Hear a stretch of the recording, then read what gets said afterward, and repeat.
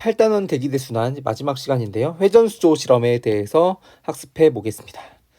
회전수조 실험은 이런 식으로 지구의 대기대순환이 어떻게 형성이 되는지 알아보기 위한 실험인데요. 실험의 구성은 다음과 같습니다.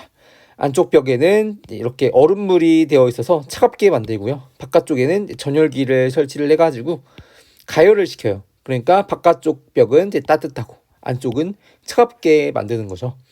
그리고 이 실험 장치를 반시계 방향으로 회전을 시킵니다.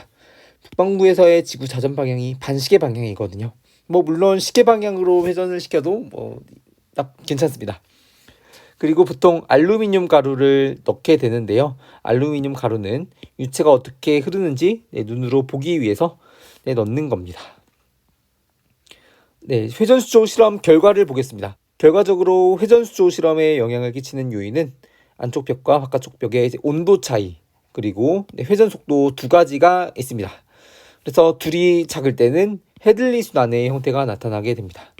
이때 유체의 이동 방향은 바깥쪽에서 상승하고 안쪽에서 하강하는, 그리고 이렇게 질량 보존에 따라 유체의 흐름이 나타나게 됩니다.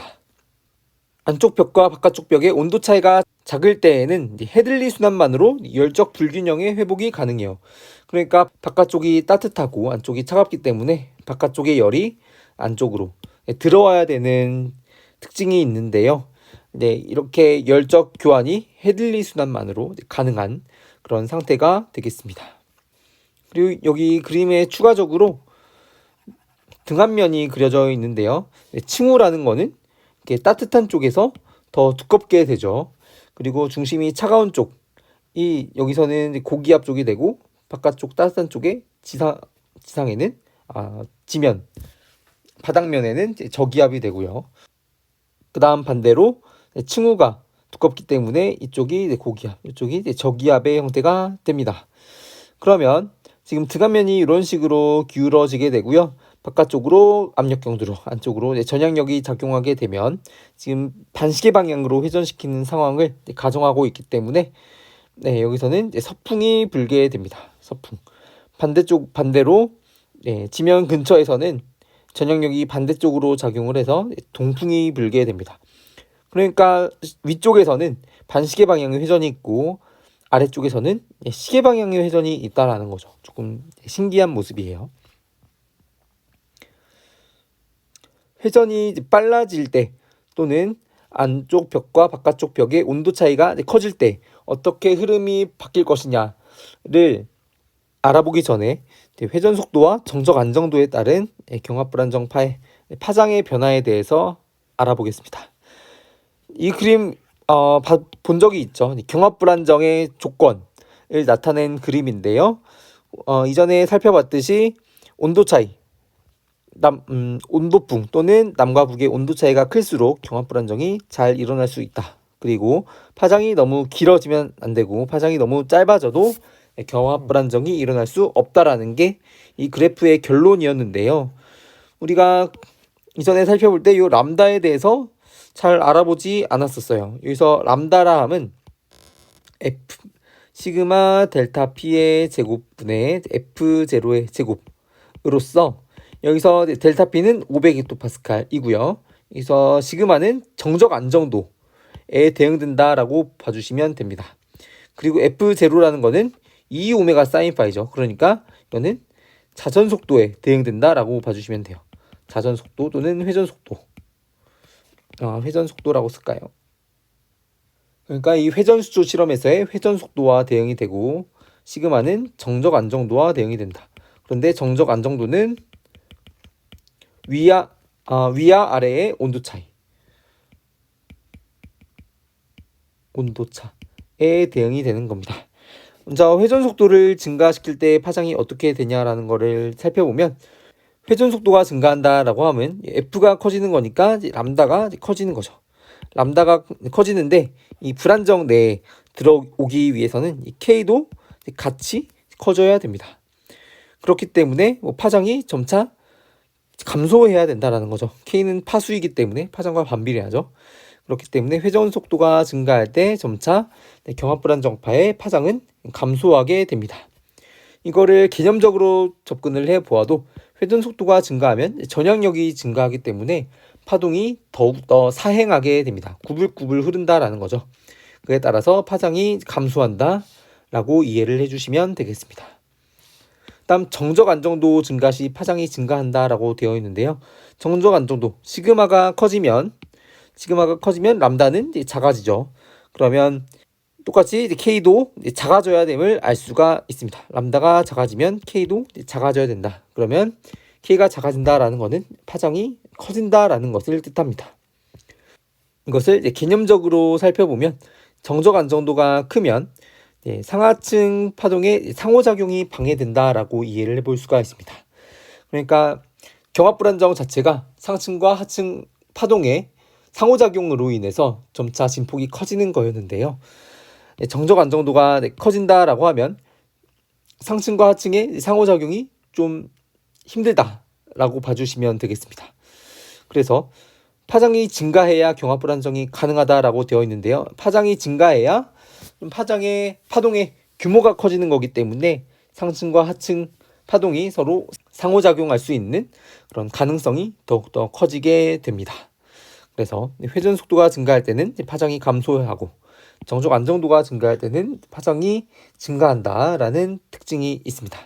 이를 통해서 안쪽 벽과 바깥쪽 벽의 온도 차이가 커지고 회전 속도가 커질 때 어떻게 변하는지 살펴볼 수 있도록 하겠습니다.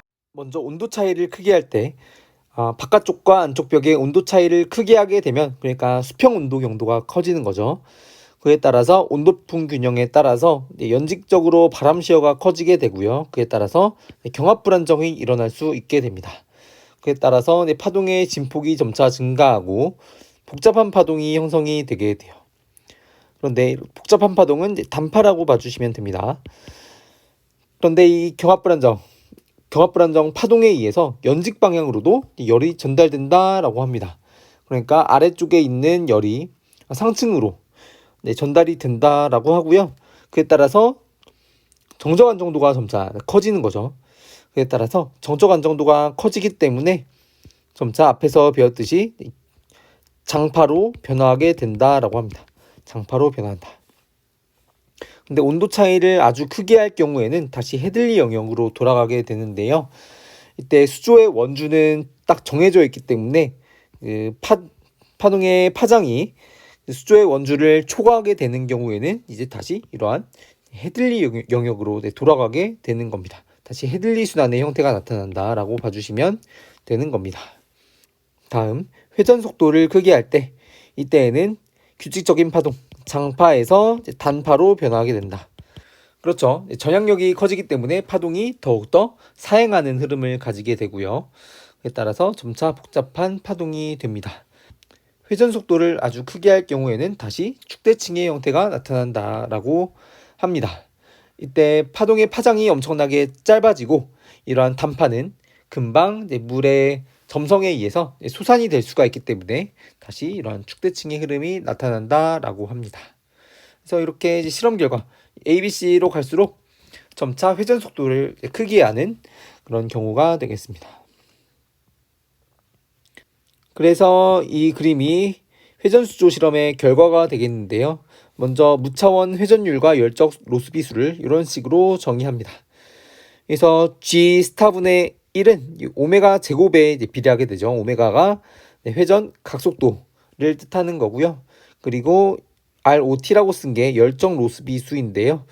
이 열적 로스비수는 델타 T, 그러니까 안쪽 벽과 바깥쪽 벽의 온도 차이에 비례를 하고 반대로 회전 속도, 회전 각속도의 제곱에 반비례하게 됩니다. 그래서 영역도표의 가로축과 세로축이 각각 회전 속도에 대응이 되는 거고요. 세로축은 회전 속도의 제곱분의 델타 T, 온도 차이에 비례한다, 대응된다라고 봐주시면 되겠습니다. 이때 온도 차이가 점차 커지는 경우를 살펴보면 이렇게 되는 거죠.